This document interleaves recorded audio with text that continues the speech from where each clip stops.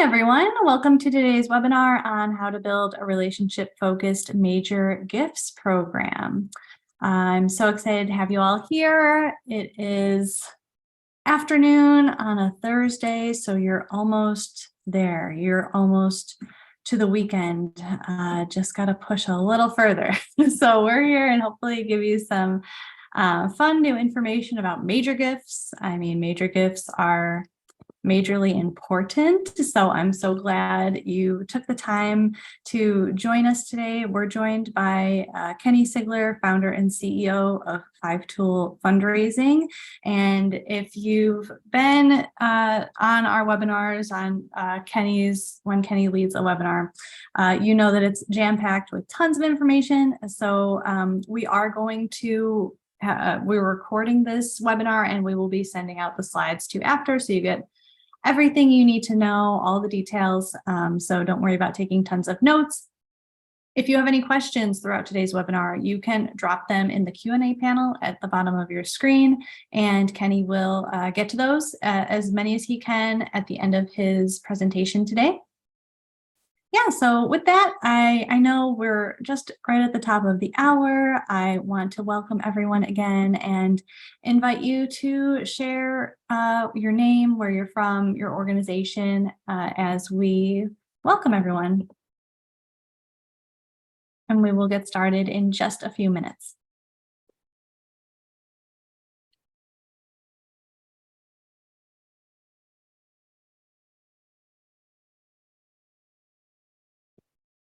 I don't know what everyone has plans for the rest of August, but I hope you are all staying cool and enjoying the time, whether you're time off or trips with friends and family.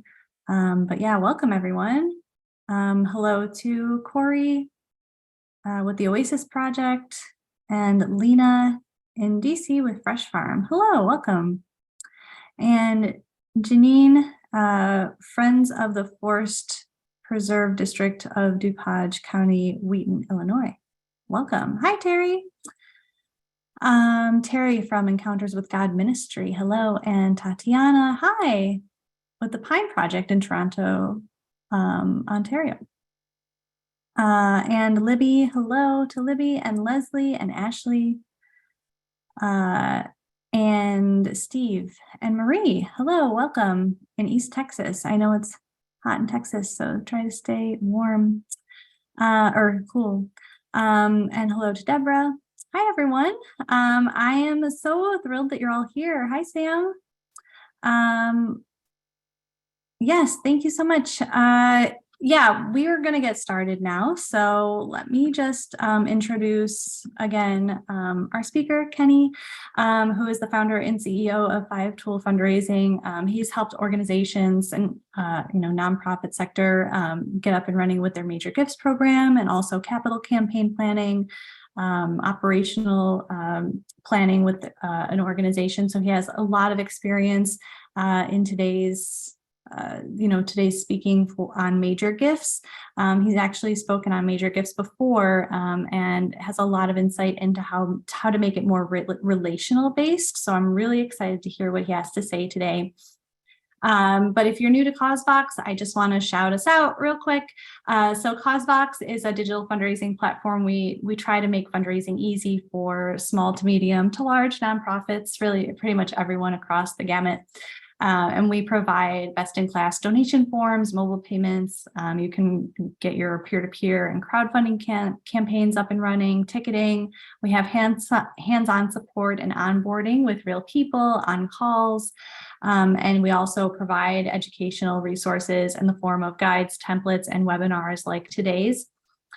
So you can pretty much just replace all of your clunky, outdated tools. Like maybe if you have still a PayPal button on your website, sort of like a generic PayPal button, or anything super long and clunky, maybe outdated, you can refresh that up with a more modernized form for donations on CauseVox. It's a streamlined 2-page form, and you can, decide how long you want to make it, what kinds of custom questions you want to add to make it more user-friendly for the donor.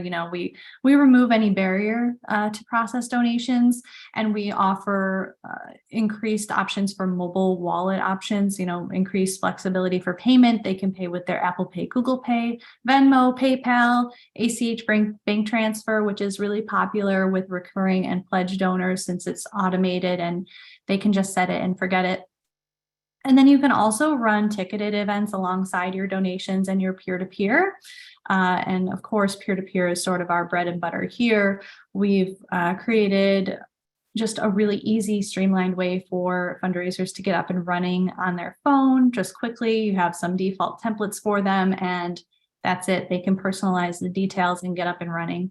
So as you're considering your major donors and how to, find them, reach out to them, nurture them, as you're considering how they're going to be processing their gifts or how to invite others to process gifts, you can schedule a demo with us and we can walk through the ways that CauseVox products can facilitate increased conversions on your website. And I'll drop these links in the chat later. And also you'll want to subscribe to our free fundraising resources if you're not already subscribed, and you can just do that on our blog. We send free resources out every week.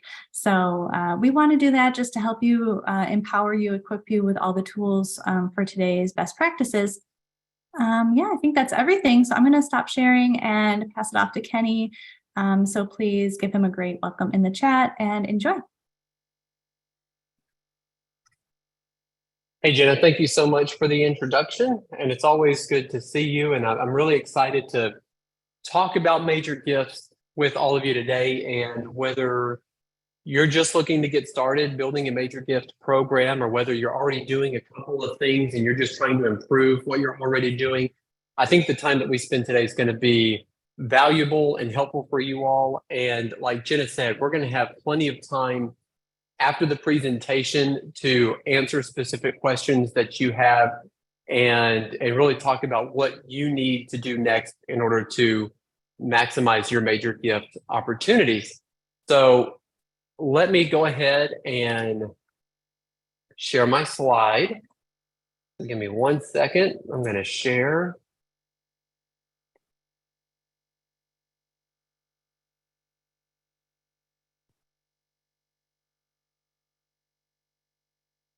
Okay. Well, when we talk about major gifts, I remember years ago when major gifts was something that was incredibly important for capital campaigns, like Jenna mentioned earlier. It used to be where major gifts were just tremendously important for capital campaigns, and they were somewhat important for annual campaigns. But within annual campaigns, you also had mid-level support and a strong base for support that all worked together to really help you cross the finish line and hit your goals for annual campaigns. And over time, we have become more dependent on major gifts for lead gifts and capital campaigns, and even more dependent on major gifts for our annual campaigns. I know this from the clients that we work with, and the data that we look at when we're looking at philanthropy and trends in charitable giving. We also know that organizations of all sizes, no matter where you are becoming more dependent on raising major gifts for your annual campaign and capital campaigns, endowment campaigns as well. So Jenna's right. This is an incredibly important topic. And for most organizations, this is where you will get the highest return on your investment, whether it's time spending on a webinar to learn more about major gifts, or it just expanding the amount of time that you dedicate towards building major gift relationships. This is where many organizations have the most opportunity to raise more money. So this is a very important topic. And before we dive into the presentation, I'll tell you a little story about what's my story. Years ago, when I was a development director, I remember vividly sitting in a donor's home at their big conference table, and around the table was our development committee. And we're going through just your typical development committee meeting. You know how fun and exciting those are. And towards the end of the meeting, one of our committee members, Karen, raised her hand and asked a question. Now, her name was Karen. I'm not using that. Her name was Karen. And she asked, yeah, what are we doing for major gifts? What strategies and activities do we have for soliciting and building major gift relationships? Do we have a plan? And I'm going to be honest, in the moment, this is what went through my head. This is, as we're sitting around that table and Karen asked that question, here's what went through my head. I thought, sure, Karen, of course, we have an incredible major gift program. You know, it's right around writing the next solicitation letter and designing the next newsletter, cleaning up our mailing list, thinking about when the invitation needs to go out for our fundraising event, restarting my computer for the 10th time today because it keeps crashing. Oh, and when Steve needs to come in and complain about someone else, because apparently I do HR too. And when the printer crashes or when it gets jammed, I'm going to have to spend 3 hours fixing that because I also do some IT work as well. Yeah. Amongst all those things, we do have this incredible major gift strategy. Sure, we do. And that's what was going through my mind when she asked that question. Now, what did I really do? Well, I did like many of you do. I go, oh, you know, Karen, that's a really good question. We don't do as much as we probably should with major gifts, but you make a great point. I'm going to write a note and we're going to circle back to that. And nothing ever happened. It never happened because we went on and stayed busy and did all these other things, and we never circled back to major gifts. The thing is, Karen actually asked a very good question, and she asked the right question. And now, many years later, I wish more committee members would ask that question. Development committee members, I wish they would ask and want to learn more about how to build major donor relationships. The problem was, at the time, everything that I had read and I had learned and studied about major gifts led me to believe that major gift programs and strategies, those were for large organizations and institutions that had all these bells and whistles and teams of people that they could dedicate and assign to major gifts.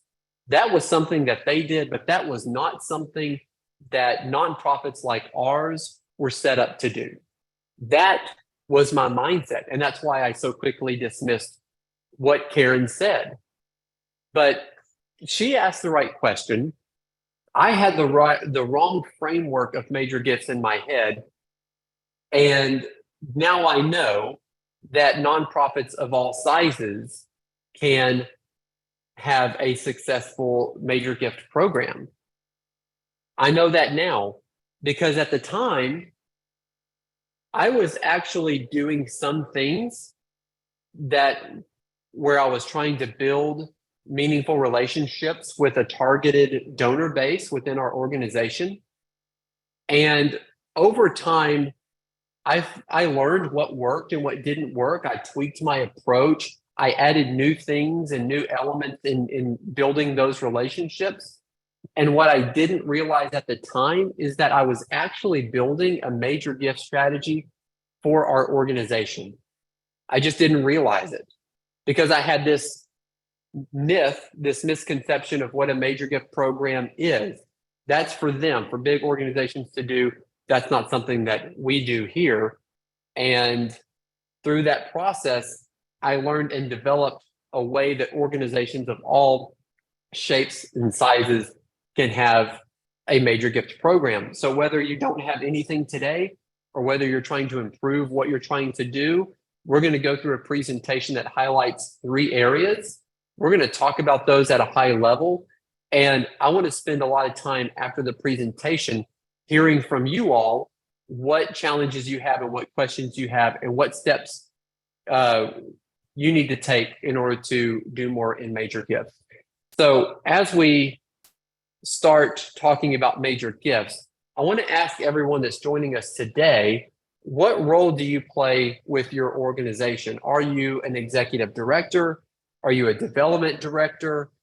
Type in the chat what role you play within your organization. We may get lucky and have some board members or development committee members in here. We have a director of philanthropy, annual fund manager, partnerships, fundraising intern. Okay. An executive director, co-executive. Oh, we do have a board chair. Fantastic. Fantastic. Okay, we have a pretty diverse audience in here. This is great. Okay, I'm seeing definitely a lot of people in fundraising, but we have a really diverse audience here. That's fantastic. So what we're going to do, I think that's great for our discussion later on. So what we're going to do is, as we go through this presentation, we're going to hit the highlights, and I'm going to try to avoid going into all the details so that, again, on the other end, you have plenty of time to ask specific questions that'll help you take the next step for major gifts. So as we get started, here's what I want you to understand.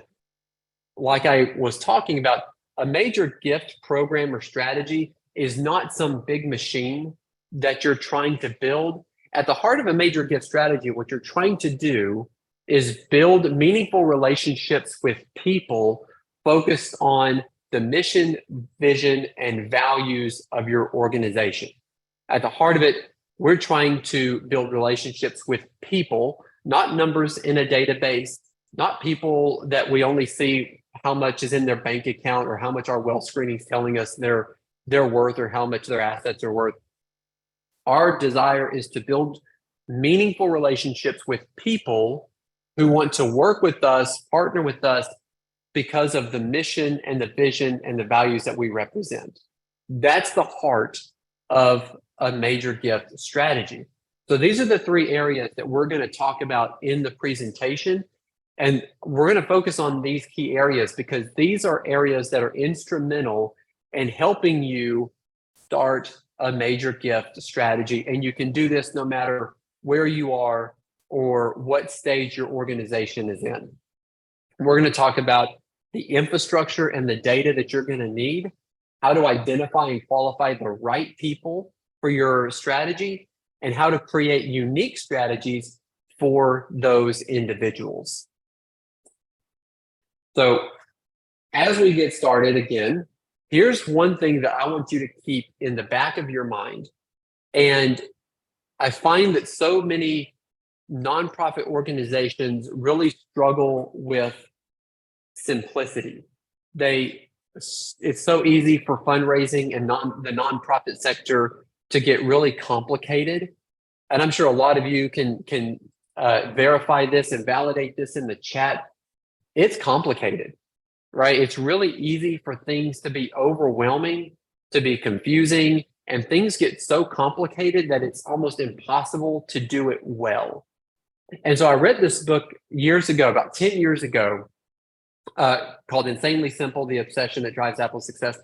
And it really talks about the value and the power of simplicity.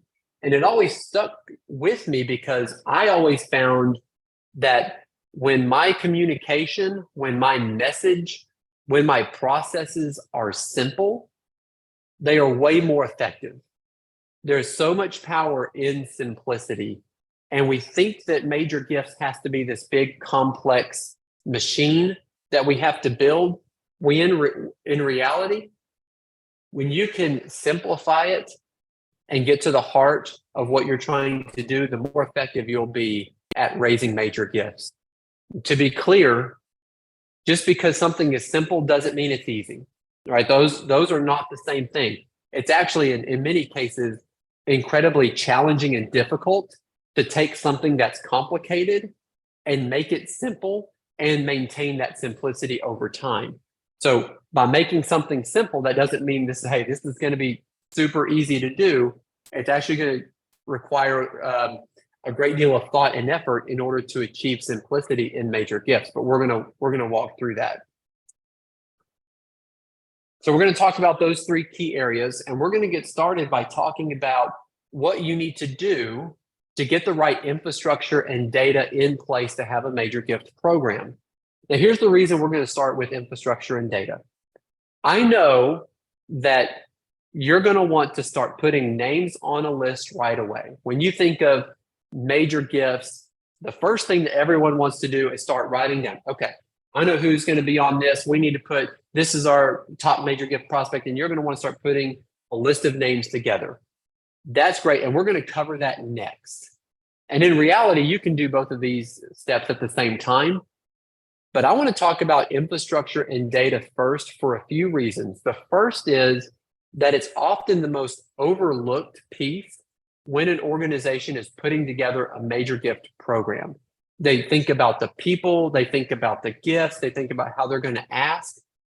And the reality is putting the right infrastructure in place is going to allow you to build stronger relationships, and you'll be able to build more of them when you have the right organization in place that'll make it easier and more efficient for you to do that. It also minimizes risk. If you go out and you start building relationships, but you don't have the back office in place to support it and do it well, then it's going to undermine your relationships, and your donors may not have as pleasant of an experience working with you if there are some hiccups or if things start falling through the cracks on the back end. So it's very important that you have the right system in place as you're starting or early on in the process, so that you can build really strong and more relationships with donors. So here are the steps to get that started. The first is you need to familiarize yourself and evaluate your existing tools. Now, you've probably heard a million times, fundraising is an art and a science. That's true. This is the science piece of it. When I walk organizations through building a major gift program one-on-one, one thing that I see, that I find on a regular basis, is those that are involved in fundraising, development directors, for example, aren't quite familiar with their own donor software. And there may be some other softwares or some other tools that you already have that you may not be familiar with. Well, it's incredibly important that you understand how to use the tools that you already have, so that you'll know how to use them as you're building donor relationships. So the first step, what tools do you already have? What donor software do you have? And how familiar are you with it? Can you run reports with your software? Does your software allow you to assign a donor to a specific staff person? Can you build donor profiles within your donor software? Maybe you're using Excel. Maybe that's where you're starting. But the first step is to conduct an assessment of what tools you have, make sure that you're familiar with those tools so that you know what you have to work with, and see what do they do well and what do they not do well. So with that understanding, we'll move on to the next step, is that you're going to have to decide how you're going to organize your plans, track your activities, and evaluate your progress. We're going to talk about what those elements are later, but when you start a major gift program, you're going to have to do those three things. You're going to have to organize the plans that you create for your donors.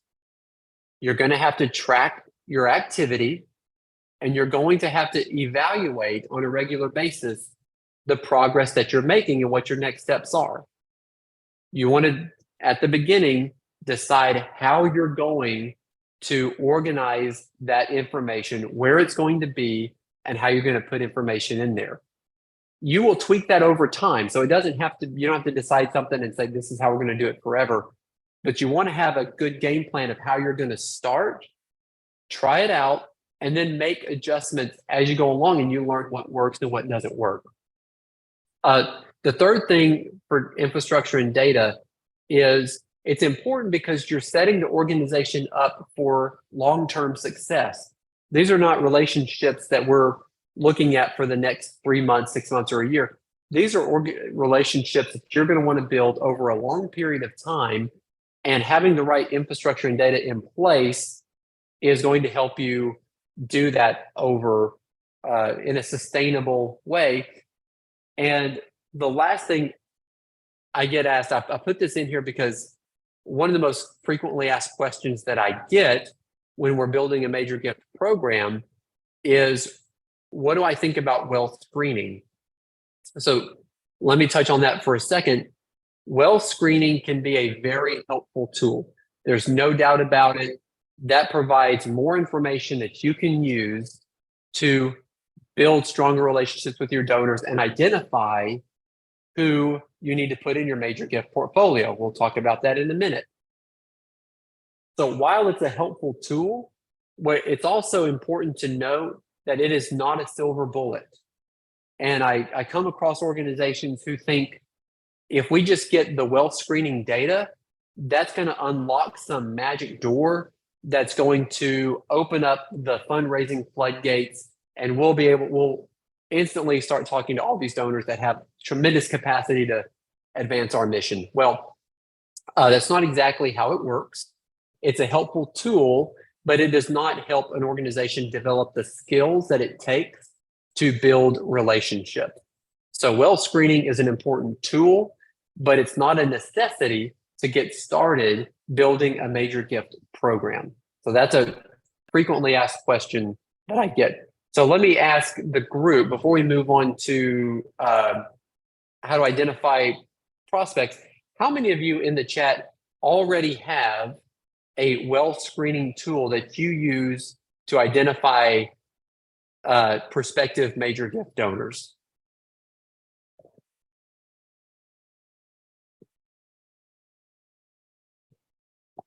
We have a few donor searches.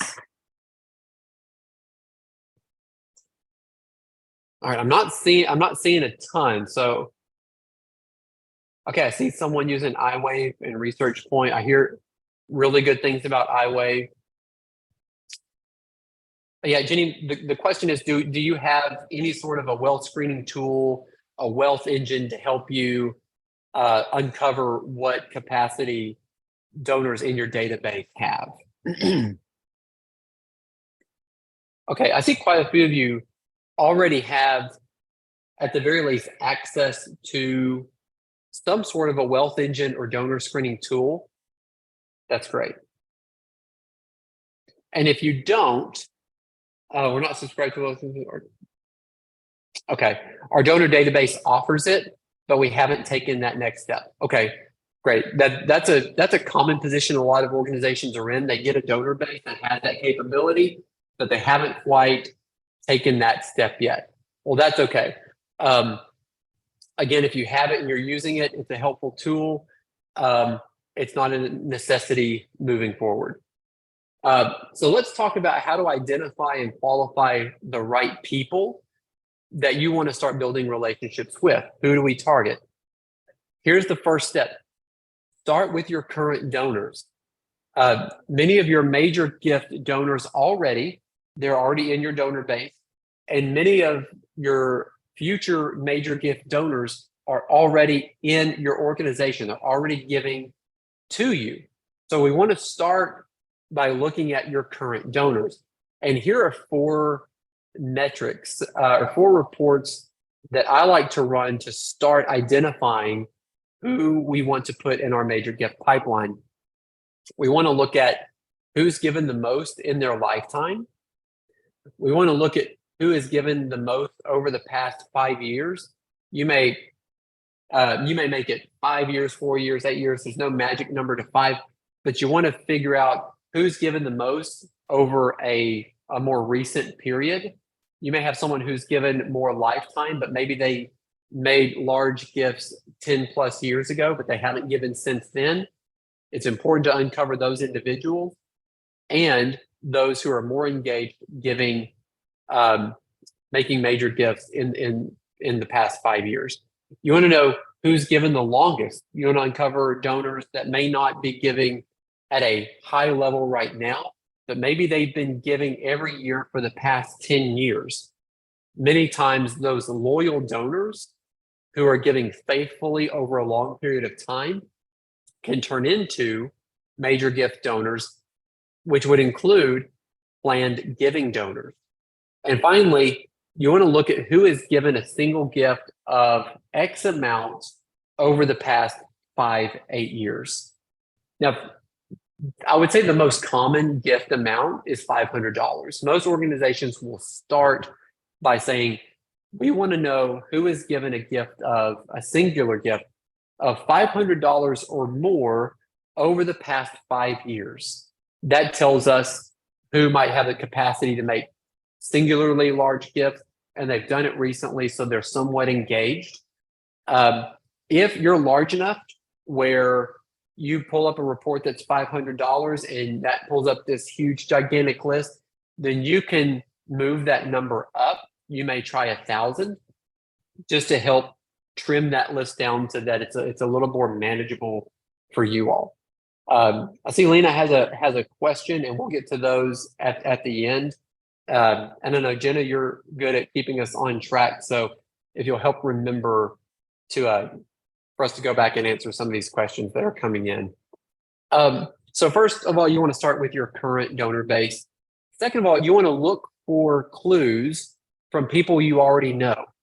What do I mean by clues? Well, you may have a giving day, and throughout the course of your giving day, you may have someone who traditionally gives $25 a year, a month. Maybe they, on giving day, give $400. They give something that's dramatically more than they typically give, and you didn't do anything specific to solicit that large of a gift. You want to say, that's a clue. Here's someone who has a history of giving, and they just gave significantly more than they used to. That's a clue. You may have someone who is a mid-tier donor who just increased their gift, and now they're kind of on the cusp of being a major annual donor. That's another clue. So before we get to bringing in brand new donors, we want to look at who's already giving at high levels within our organization. And we want to make sure that we're looking for clues within our donor base that indicate that this person has an interest in our mission and our vision, and they're wanting to do more. Sometimes you may have a donor who's giving at mid-level, and they sign up for your newsletter, or they engage regularly on social media.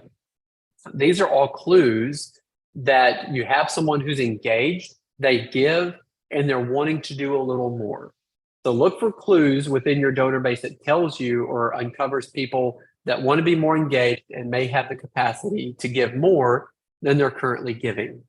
And finally, you want to be realistic about the obvious prospects. You probably have people in your community that are giving to you, but they give larger gifts to other organizations, or maybe they don't give to you, but you see them making large gifts to other organizations, and it's really tempting to just put them on your list. But remember, donors who make major gifts to organizations, they typically have a history of giving with the organization before they become major gift donors. So before you start adding the obvious people onto your list, make sure that you go through steps 1 and 2 first, so that you don't spend more of your time trying to bring in new donors at the expense of donors who are already engaged with your organization and are closer to making major gifts than new donors with higher capacity. So 3 more points as we talk about identifying and qualifying the right people for a major gift program. Once you go through those first 3 steps and you start looking at your donor base, you're identifying people that have shown clues that they may be able to give more. And of course, you identify some new prospects that you feel like have the capacity to make large gifts, and there's some inclination that they may want to support your organization. They may support an organization that is similar in mission to yours, or you know that they have a passion about something that you're currently doing. Once you have a good group and you start to clarify who might be in your major gift program, you also want to start establishing groups, or what larger organizations you might hear them call portfolios, for your staff. So what do we mean by this? As we build our major gift pipeline, we want to make sure that we make clear assignments. Who is going to be leading those relationships? One of the most common reasons relationships get dropped with nonprofit organizations is because there's no clarity who's doing what, who's responsible for leading this relationship, whose court is that ball in. And when there's not clarity there, it typically gets overlooked. You get busy, you go months down the road, and we haven't had a meaningful connection with that donor. So as we develop the list, now we want to identify who's in the best position to lead and manage those relationships, and we call them portfolios. So this is the group of donors that our development director is going to lead and manage, and typically, to a lesser extent, an executive director may have a smaller portfolio because they have a longer relationship with that particular donor.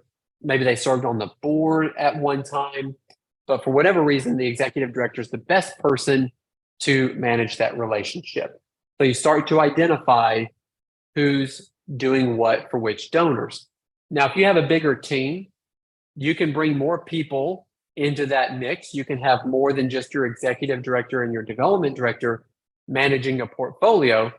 That's possible. The important thing is to have clear roles, who's managing which relationships. And I'm keeping an eye on our time here.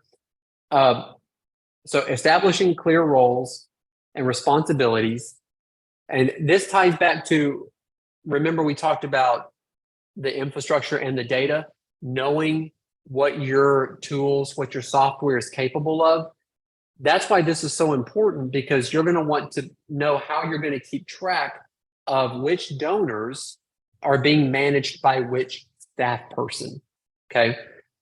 So when I talk about this, I'm always asked, how many prospects or donors should one person have? That's a good question. It's a logical question. It's an important question. And here's my answer. How do we determine how many people you can manage? Well, typically your development director or your chief development officer will have the most donors in their portfolio because that's their primary responsibility. So and you have to look at what other responsibilities you have and how much time you can set aside on a monthly basis to manage these relationships. So depending on how much time you can allocate towards major gifts helps you determine how many relationships you can manage in that time. Executive directors tend to have smaller portfolios. You're really focused on a handful of key donors that you're building relationships with. Your development director, I recommend always start with a smaller portfolio, especially if you're just now starting with major gifts. If this is your first time building a program or a system, a process to do this, don't try to do too much right off the bat. Start by having 15 to 20 donors as a development director that you're going to launch this program with. Start small, something that you know that you can handle, so that you can get some reps, so that you can see how things work, and you know you can do it well.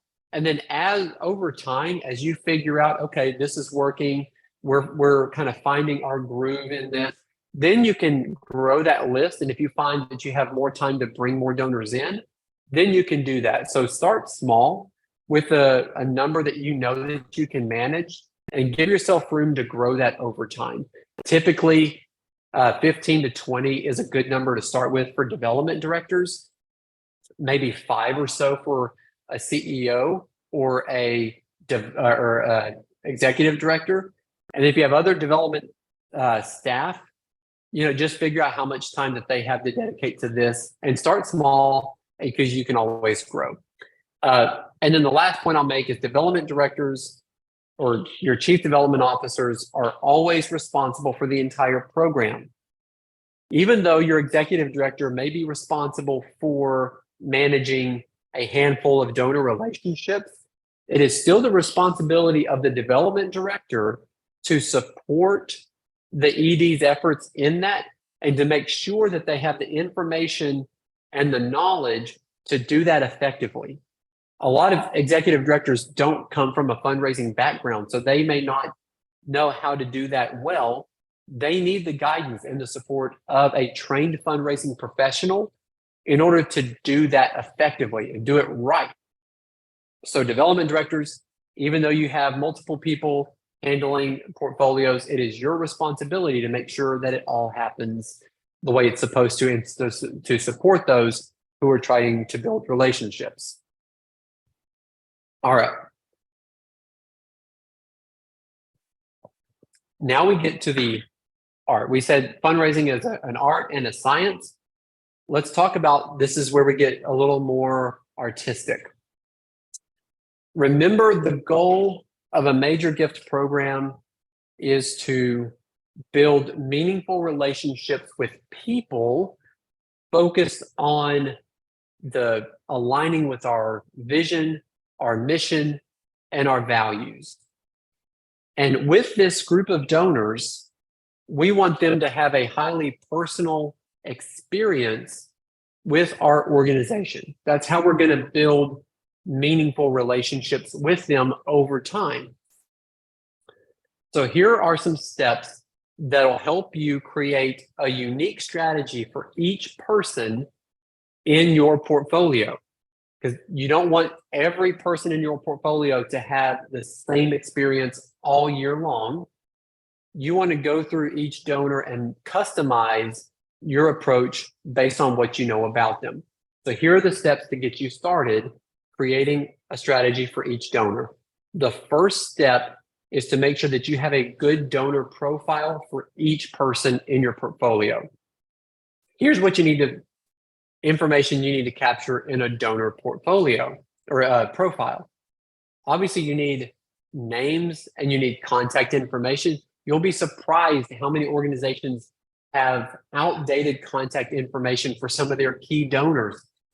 Make sure that you've got names, salutations, Dr., Miss, Mrs. Make sure you have names, salutations, the way the donor prefers. Make sure that you have good contact information. Make sure that you know a little bit about their giving history. How long have they been giving to your organization? When did they make their first gift? What's the largest gift that they've ever given? Maybe there's a particular program that they like to support. Things like that, just a snapshot of their giving. And then you also want to know in their profile what they know or what they think about the organization. Like I said, maybe they've volunteered for a particular program. Maybe they've been on the board at some point in time. What else do we know about this person that connects them to our organization? And what you're doing is you're building a profile that is going to help you understand who they are, what they care about, and what you also learn in that process is what you don't know about them. As you build a profile and you start asking yourself these questions, many times you go, wow, well, I don't know how they initially connected or got involved with our organization. And what a great question that is the next time you see that donor. What a great reason to pick up the phone and call them. So as you build donor profiles, what do we know about them? We want to organize that information in a way that's accessible, that's easy to use. And in doing so, we'll learn what we don't know about our donors. When you have your donor profiles, what you want to do with each donor is ask this very important question. How are we going to have meaningful conversations and touch points without an ask in the room? Think about relationships that you have. If you put yourself in the donor's shoes, if an organization only came to you once a year, and every time they came to you, it's because they needed something, would that build a meaningful relationship with you? Obviously not. So what we have to be intentional about is not just their giving. We have to be very intentional about how we're going to engage these people without an ask in the room. And we want to create personal experiences for them that connect them, again, to our vision, our mission, and our values. One thing that you can do is think about existing events and activities that your organization already has, and think about how can we do something incredibly personal with our donors without asking for a gift. I'll give you an example. I was working with an organization that they come alongside parents who are grieving the loss of a child. That's the mission of this nonprofit. And they have an annual Mother's Day retreat for moms to kind of have a getaway and focus on other activities as they're going through their grief journey.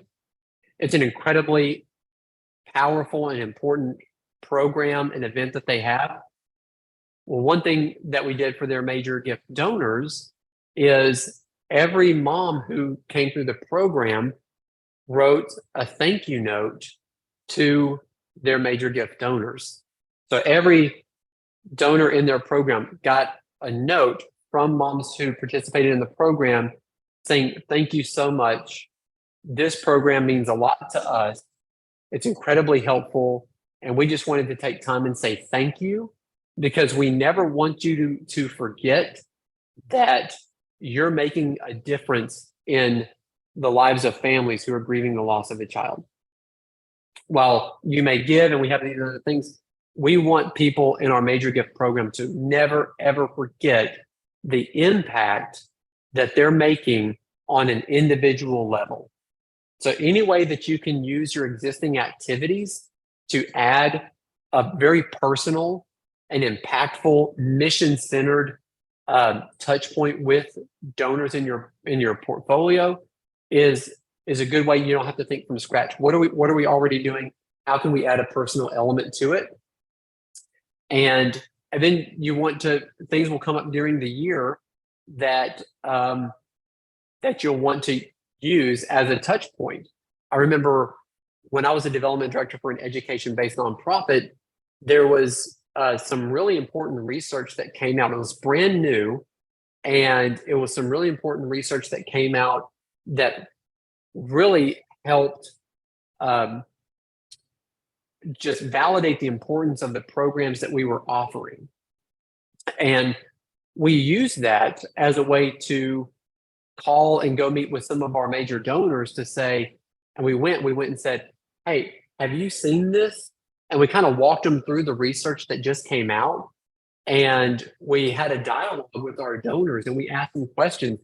Does this surprise you? Well, what about this data really stands out to you? Well, what do you think this data means for our programs? Is there anything that we're not doing that we should be doing based on what we're learning in this new data? That was something that we didn't anticipate or expect. It just popped up. We saw the news. And because we had this system in place, we had that framework to go, okay, how can we use this to connect with our donors on a personal level? And that's what we did. And we ended up raising more money not long after that, because we had a renewed sense of energy and validation behind the work that we were doing and the people that we were helping. And the last point that I'll make before we get into our questions, and I know we've covered a lot here, but let me make this last point very clear, because it is such an important point that really can help take a fundraiser from where you are and really take you to the next level. And that is so many fundraisers, we hone in on the skill sets of what it means to be a good fundraiser. What can take you to the next level is developing and being more knowledgeable about your organization, fundraising, and the field that your mission is in. When you're building relationships with donors, it is at a personal level, but the more that you're able to communicate what your organization is doing, and let's say your organization is in healthcare, the more you're able to speak about your programs, your services, the data, the healthcare field in general with more confidence and clarity, the more trust and confidence your donors will have in you and your organization. So if I only know fundraising, but I don't really know our organization's programs that well, and if I don't know, let's say, healthcare that well, then as I'm visiting with donors, I'm going to lack a certain confidence, and I'm not going to have all the answers to their questions, or at least basic answers. That looks a lot different than another fundraiser who has a wealth of knowledge about their field. Let me give you an example. I was visiting with a fundraiser. They've just completed a large capital campaign. And we were talking about the building, their new building, and why it was designed in the way that it's designed.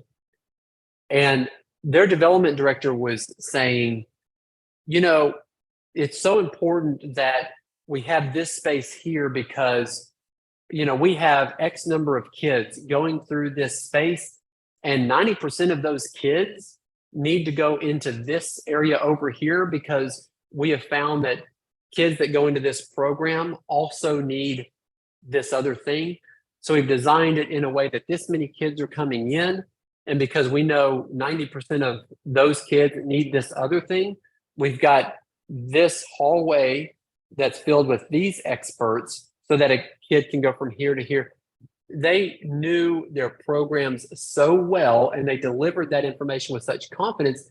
As you listen to it as a donor, you create more buy-in when you're able to speak with more confidence about your organization's mission, its programs, and the broader field that your organization operates in. So that's a very important piece. As development directors, as fundraisers, we have to know our field of fundraising, and it's incredibly important that we dive in and we learn as much as we can about our organization, our mission, and the field that we're in. So we just covered through these three key areas that can help you get started with a major gift program. Infrastructure and data, identifying the right people to put in your program, and how to get started creating a unique strategy for each of those donors. So as we move out from all this information in this presentation, and as we're moving into our questions, we'll start answering some questions that are already in the chat. But let me give you this question to also think about. Instead of saying questions, the typical title, what questions do you have? It's helpful to think, as you're listening to this information and you're thinking about where you are, think about this. And I would love to see some responses in the chat here.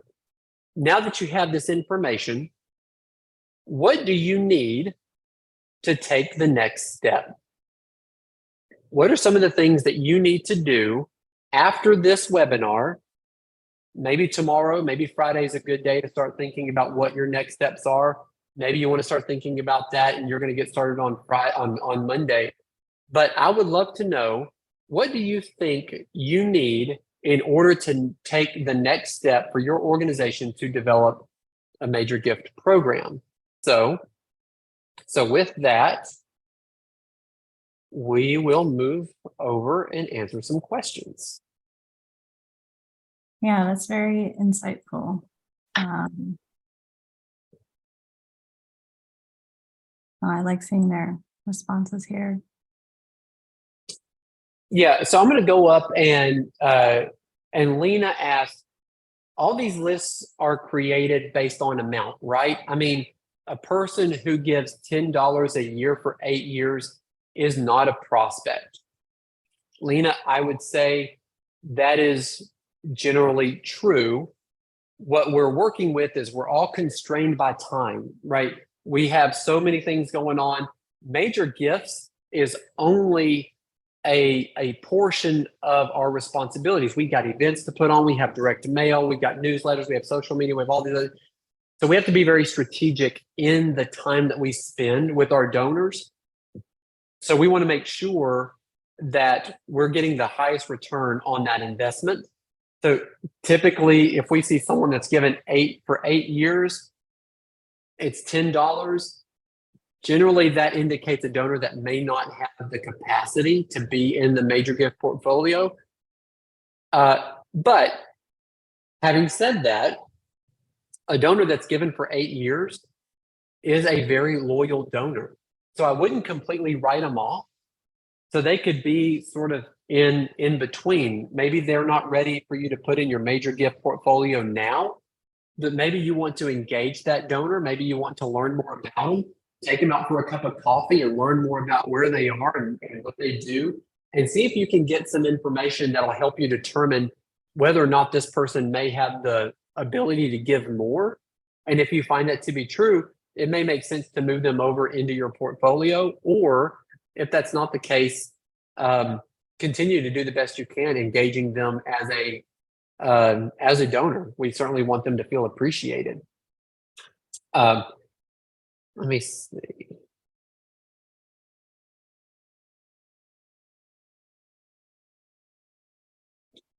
Okay, Lena says go back to the infrastructure part of the process. I'll go back to that slide. If there's anything specific that you want me to touch on, I will. Sharon asked in the Q&A, how do you build your strategy so that a comprehensive campaign does not detract from annual giving? Great question. How do you build your strategy so that a comprehensive campaign does not detract from annual giving?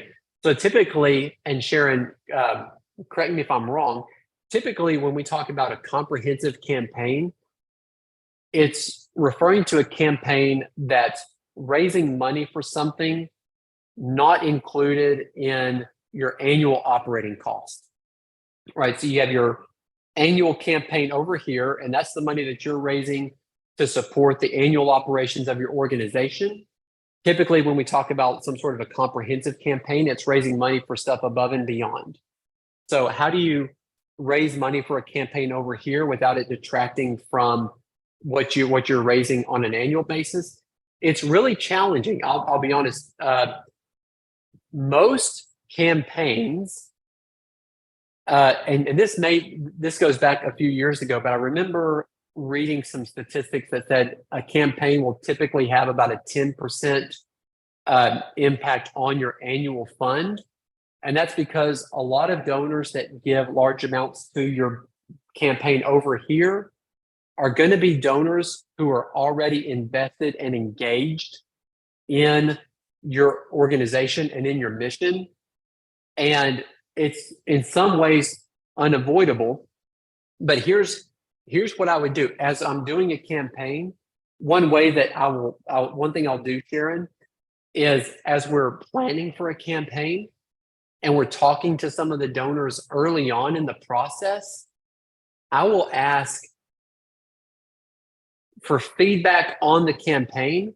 I want to understand if this campaign over here is something that the donor would conceivably support when it's time to start raising money. And one question I'll throw in from time to time is, if the donor indicates that this is a campaign they would like to support, I might ask, okay, great. Now, just so that we can plan how all this is going to move forward, if you were to contribute to our comprehensive campaign, would you also consider supporting our annual campaign as well? And if they say Yes, I'd be happy to do both. Great. If they say, well, I would want to do something larger for the comprehensive campaign, and it may mean that I may not be able to give as much for the annual campaign. I would say, great, thank you. Make them feel appreciated. But now that you know, you can better plan on the annual fund side. So it's when you have some sort of a capital campaign, you want to go ahead and plan that some of your donors will give to the campaign at the expense that's going to make an impact on your annual campaign. Let's see, Corey has a question. What time? Okay, so we're right at 1 o'clock. We'll do one more question.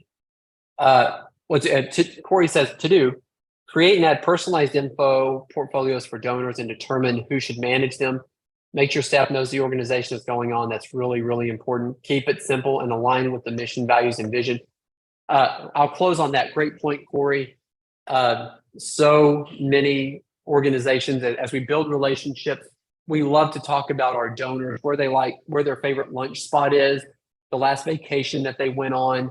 Those are all meaningful to develop those personal connections with our donors. That plays a part. We want to make sure that we just don't stay there and we're building friendships with our donors. We want to make sure we build that personal connection and we incorporate the work that we're doing with our organization, and then we're doing that in partnership with our donors. So thank you all so much. Jenna, I don't know if you have any closing remarks that you want to make, but I just want to say thank you for the opportunity to talk about major gifts with you all.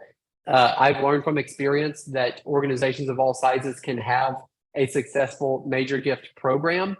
And I would encourage you all, because it's so important now more than it ever has been, get started. Start small, keep it simple, do a number of these things really well, and you can grow it over time, and you'll build such strong, amazing relationships with your donors. And if you have any questions on the other side of this webinar, Jenna's put my email address and my website in the chat. Any questions, even if you want to talk through what this might look like specifically for your organization, shoot me an email and we can set up a time to talk about what that looks like for you. I'd be happy to coach you through that process. Awesome. Yeah. Hey, Steve, I noticed if you wanted to ask a question, you could pop it in the Q&A or the chat, or you could email Kenny after this. But yeah, thank you to everyone. And thank you so much, Kenny, for this just very rich webinar, which is so filled with just a ton of, invaluable insights and actionable steps here. And to everyone on the webinar, I want to thank you all for joining. And I'm going to pop in just CauseVox follow-up information in case you want to get started with donations and such. But yeah, feel free to reach out to Kenny for any of your major gift questions and CauseVox for donations. And we'll see you on the next webinar. All right. Thanks, everyone. Bye.